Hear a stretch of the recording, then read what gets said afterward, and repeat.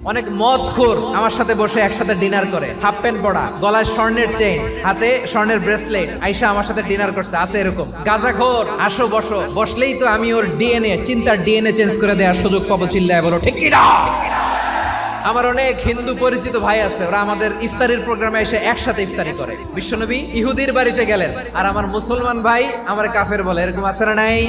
মুসলিমরা দেখতে পারে না, সহ্য করতে পারে। বিষ্ণু ইসা ইসলামের খাদেম ছিল ইহুদি, এতদিন খেদমত করলো, একদিনও বিশ্বনবী ওর কালিমার দাওয়াত দেয় নাই। কারণ কি? বিশ্বনবী একটা ভালো সময়ের অপেক্ষা করতেছিলেন। দায়ী সুযোগ খুঁজে কখন দাওয়াত দিলে ব্যাটে বলে হবে, ঝোপ বুঝে কোপ মারে। বিষ্ণু ইসা ইসলাম ভালো সময়ের অপেক্ষা করতেছিলেন। দেখি আস্তে আস্তে এমন সময় আসছে, ছেলে এবার মুমূর্ষ। যখনই টাইমিং পেয়েছেন দাওয়াত দিলেন, পড়ো লা ইলাহা ইল্লাল্লাহ। প্রতিবেশী ইহুদি হোক হিন্দু হোক, যাবেন, সুসম্পর্ক রাখবেন, উপহার দিবেন, বিপদে পাশে দাঁড়াবেন। অসুস্থ হইলে একটু আপেল নিয়ে যান, আঙ্গুর নিয়ে যান। ইসলামের বিউটি দেখে, সৌন্দর্য দেখে অবাক হবে। নসিব ভালো হলে কোনোদিন কালিমা পড়ে মুসলমান হয়ে যাবে।